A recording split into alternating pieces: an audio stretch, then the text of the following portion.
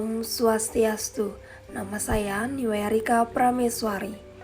Mempersembahkan canang merupakan ritual yang wajib dilakukan umat Hindu di Bali setiap harinya. Hal ini sebagai wujud syukur kepada Tuhan atas hari baru dan kesempatan hidup yang diberikan.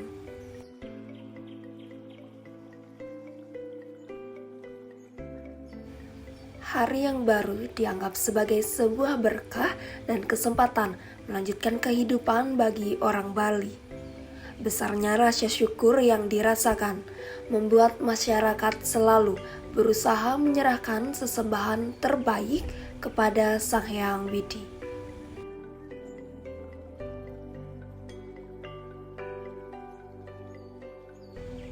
Dalam ritual canang, biasanya orang Bali mengaturkan canang pada saat pagi, siang, atau sore hari, bergantung pada kesibukan dan aktivitas. Yang pasti dalam sehari, setiap keluarga wajib melakukan ritual ini.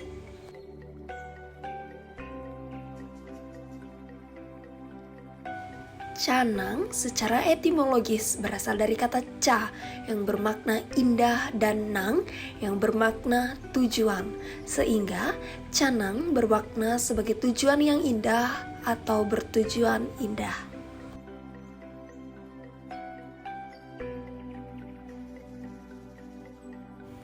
Dalam tradisi, terdapat 3 tingkatan upakara atau perlengkapan, mulai dari niste, madya, kemudian yang tertinggi yakni tingkatan utama.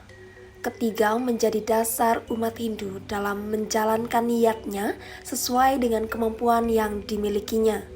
Hal ini juga menjadi pilihan agar umat dapat menjalankan niatnya sesuai dengan kesanggupan agar tidak menjadi beban dan menyulitkan.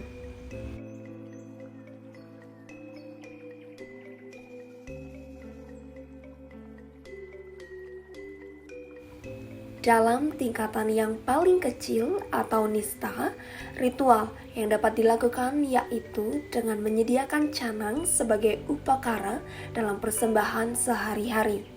Meski berada di tingkat yang kecil, canang berperan sangat penting.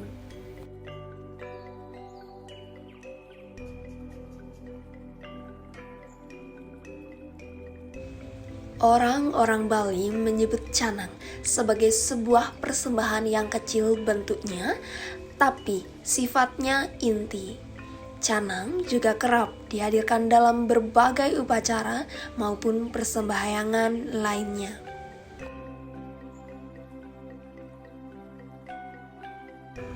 Secara umum, canang merupakan sesaji yang mudah ditemui di berbagai lokasi, seperti pada area pura, tempat usaha, rumah, mobil, hingga jalan. Canang terbagi dalam bermacam jenis yang membedakan mulai dari bentuk, komponen, dan penggunaannya.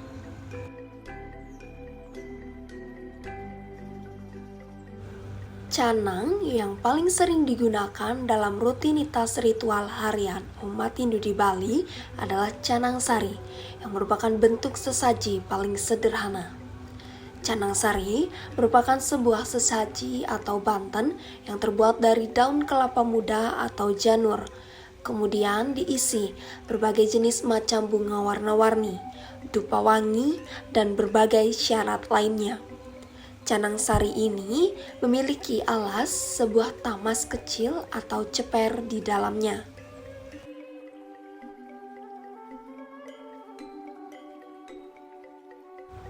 Canang sari terbagi menjadi 2 jenis, yaitu canang sari ageng dan canang sari alit.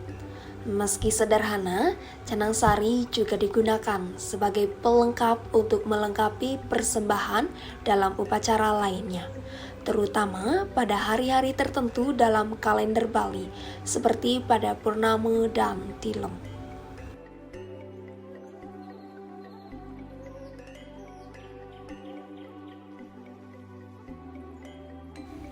Cara membuat canang sari pun membutuhkan keterampilan dan kesabaran. Pada zaman dahulu, setiap perempuan diwajibkan bisa membuat canang sari untuk keperluan ritual sehari-hari dari keluarga. Saat membuat canang sari, dibutuhkan pengorbanan materi, waktu, dan tenaga.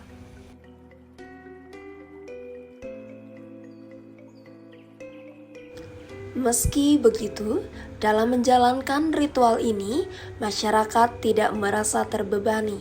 Justru sebaliknya, mereka tetap berusaha untuk dapat mengaturkan Banten yang terbaik setiap hari.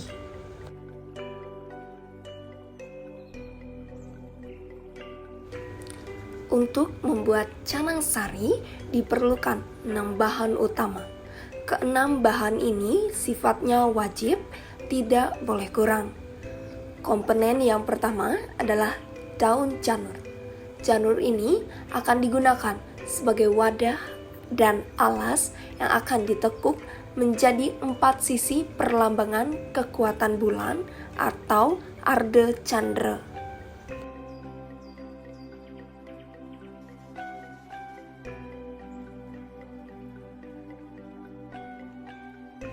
Setelah adanya janur, bahan yang kedua adalah porosan yang terdiri dari janur, daun sirih, pinang, dan juga kapur. Rangkaian porosan ini juga dipercaya sebagai simbol yang mewakili Dewa Brahma, Dewa Wisnu, dan Dewa Siwa atau Trimurti.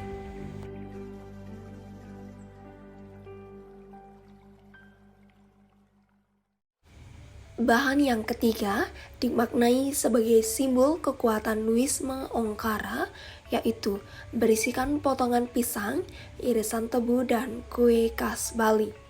Kemudian, bahan wajib yang keempat adalah sampian urasari yang berbentuk lingkaran yang berfungsi sebagai tempat meletakkan bunga.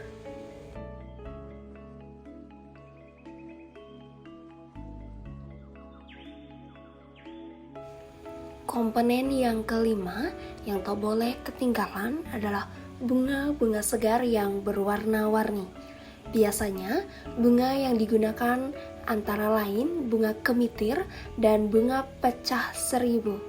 Kesegaran bunga-bunga dalam canang sari ini menunjukkan bukti ketulusan dan kesucian.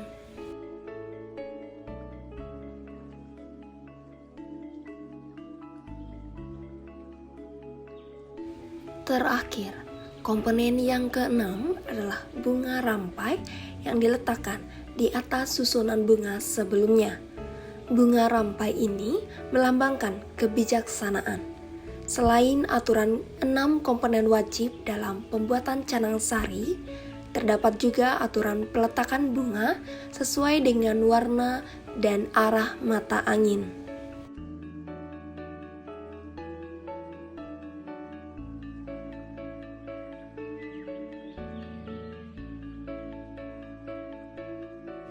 Yang perlu diingat saat memasang canang yaitu untuk bunga berwarna putih dan dupa menyala, arahnya ke timur.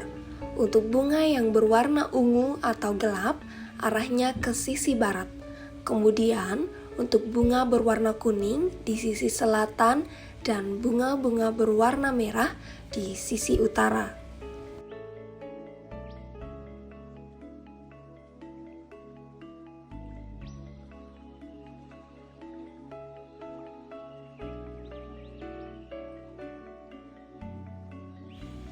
Canang sari kemudian dilengkapi dengan dupa dan percikan air suci saat sedang dipersembahkan. Hal ini membuat canang sari menjadi wangi serta indah dipandang mata.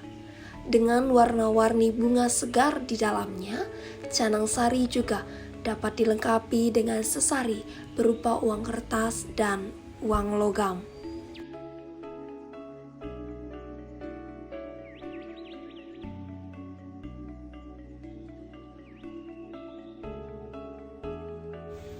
Ada juga canang genten yang memiliki komponen inti seperti canang sari, namun ditambahkan bahan pisang emas, jajan kiping, dan bubur merah serta putih. Bubur merah dan putih ini dikemas dengan janur yang telah digulung seperti tabung atau batang rokok, kemudian diletakkan di dalam canang.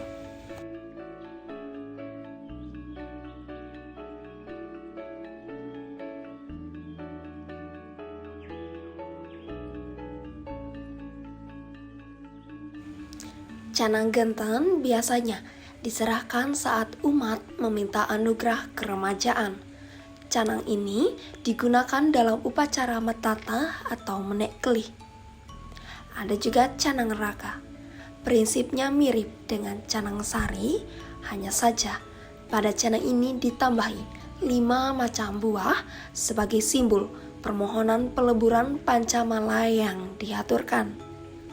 Dalam penyusunannya, 5 buah diletakkan pada wadah berbentuk lingkaran seperti mangkok pendek, kemudian canang sari diletakkan di atasnya.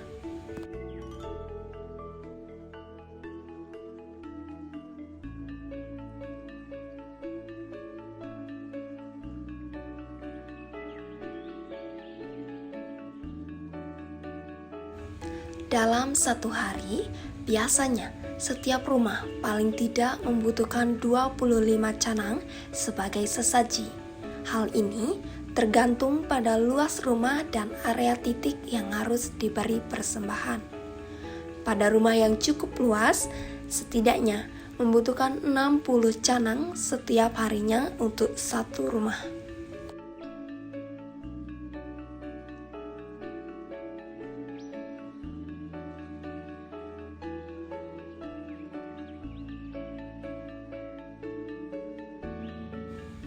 Penggunaan canang dalam berbagai ritual setiap hari membutuhkan kebutuhan bunga-bunga segar dan janur sangatlah tinggi.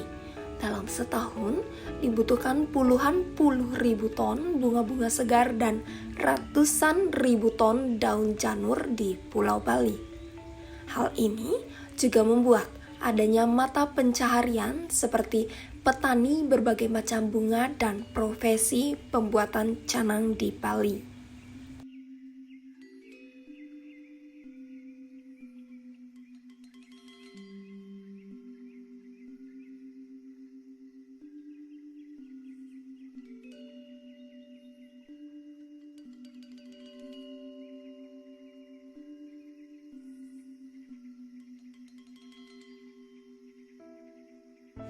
Perlu diketahui, tersebarnya canang dalam berbagai lokasi mulai dari tempat sembahyang hingga jalanan.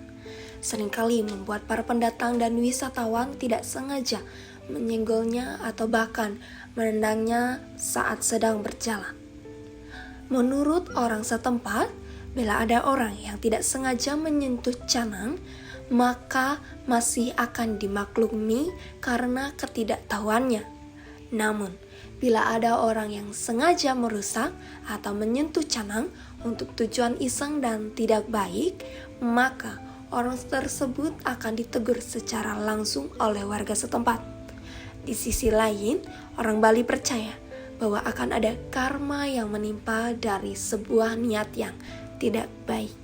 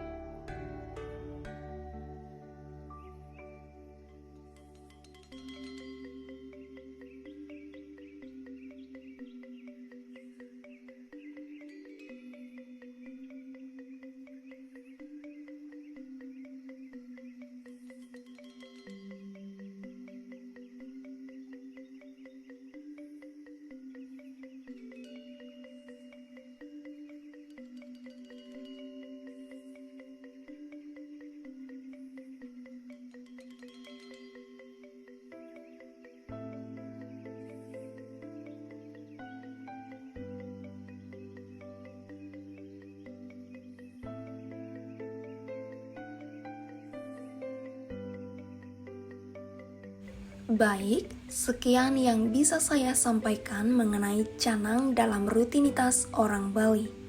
Mohon maaf bila ada kata yang kurang berkenan. Saya akhiri dengan para mesanti. Om Santi Santi Santi Om.